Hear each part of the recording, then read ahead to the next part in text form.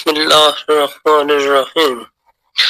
حضرت صفوان کی ایمان افروز داستان، صبر، استقامت اور قربانی کی لازوال مثال۔ اسلامی تاریخ میں خواتین کا کردار ہمیشہ نمایاں رہا ہے اور ان میں حضرت صفوان کا نام ایک منفرد مقام رکھتا ہے۔ آپ کا شمار ان خوش نصیب خواتین میں ہوتا ہے جنہوں نے نہ صرف ابتدائی دور میں اسلام میں دین کی خدمت کی بلکہ اپنی قربانیوں اور حوصلے سے اسلام کے پیغام کو عام کیا۔ آپ کی زندگی ایثار، قربانی اور ایمان کی روشنی سے بھری ہوئی ہے جو آج بھی ہم سب کے لیے مشعل راہ ہے۔ اسلام کی طرف پہلا قدم، حق کی روشنی کو پہچاننا۔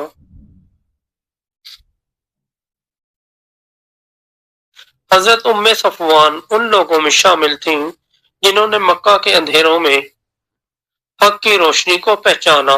کفار مکہ کی شدید مخالفت اور دباؤ کے باوجود آپ نے اسلام قبول کیا۔ یہ وہ وقت تھا جب اسلام قبول کرنا اپنے آپ کو ظلم و ستم کے حوالے کرنے کے مترادف تھا، لیکن آپ نے ایمان کی دولت کو ہر شے پر فوقیت دی۔ آپ نے اسلام کے ابتدائی پیغام کو سن کر اپنے دل میں ایک عجیب سکون محسوس کیا۔ رسول اللہ صلی اللہ علیہ وآلہ وسلم کی باتوں نے آپ کے دل کو ہدایت کی روشنی سے منور کر دیا۔ آپ نے اپنی عقل، بصیرت اور حق کو پہچاننے کی صلاحیت کے ذریعے اسلام کو قبول کیا اور پھر اپنی پوری زندگی دین کے لیے وقف کر دی۔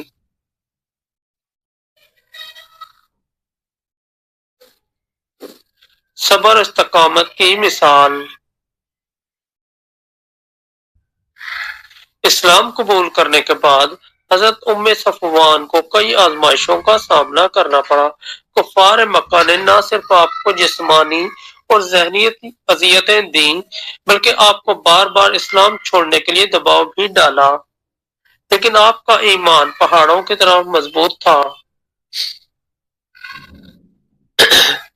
آپ کے قبیلہ کے لوگ بھی آپ کے خلاف ہو گئے تھے، لیکن آپ نے کبھی اپنے ایمان کو کمزور نہیں ہونے دیا۔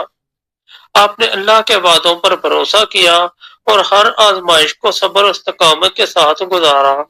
آپ کی دعا، عبادت اور قربانی کا جذبہ ان تمام مشکلات کے باوجود کبھی ماند نہیں پڑا۔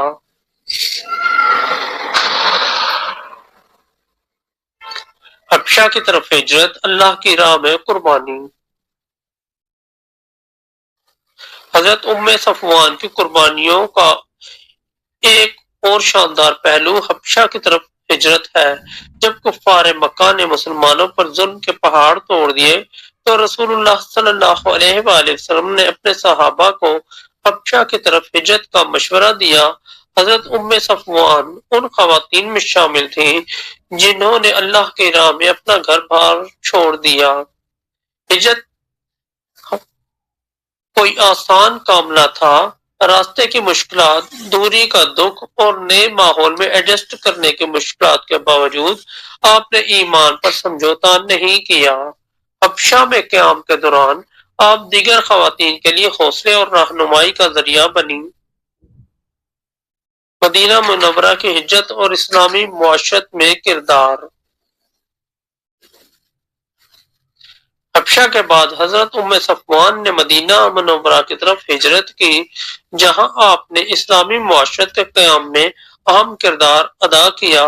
مدینہ میں آپ نے خواتین کو قرآن کی تعلیم دی اور دین کی اہمیت کے بارے میں آگاہ کیا۔ آپ نے ہر موقع پر رسول اللہ صلی اللہ علیہ وآلہ وسلم کے مشن کو تقویت دی اور اپنے الفاظ و عمل سے خواتین کو دین کی خدمت کے لیے تیار کیا۔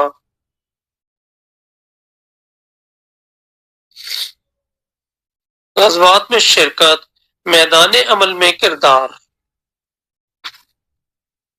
حضرت صفوان صرف گھریلو ذمہ داریوں تک محدود نہ رہیں بلکہ اسلامی جنگوں میں بھی بھرپور حصہ لیا۔ آپ نے غزوہ احد اور غزوہ خندق جیسے معرکوں میں زخمیوں کی مرہم پٹی کی، پانی پلایا اور مجاہدین کی حوصلہ افزائی کی۔ آپ کا یہ جذبہ بتاتا ہے کہ خواتین بھی دین کی خدمت میں میدان عمل میں اپنا کردار ادا کر سکتی ہیں۔ آپ کی موجودگی ہر جنگ میں مسلمانوں کے لیے تقویت کا باعث ہوتی تھی۔ آپ کے عزم اور حوصلے نے مسلمانوں کو یہ یقین دلایا کہ اللہ کے دین کی خدمت میں ہر فرد، خواہ وہ مرد ہو یا عورت، اہم کردار ادا کر سکتا ہے۔ آپ کی قربانیوں کا اثر اور وراثت۔ حضرت ام صفوان کی زندگی کی سب سے بڑی خوبی یہ تھی کہ آپ نے ہر حالت میں اللہ پر بھروسہ رکھا۔ آپ کی قربانیاں نہ صرف آپ کے وقت میں بلکہ آج بھی اسلام کی تعلیمات کا ایک عملی نمونہ ہے۔ آپ نے اپنی زندگی سے یہ ثابت کیا کہ عورت کا کردار صرف گھر تک محدود نہیں بلکہ وہ بھی دین کی خدمت میں مردوں کے شانہ بشانہ شامل ہو سکتی ہے۔ نتیجہ ایک روشن مثال۔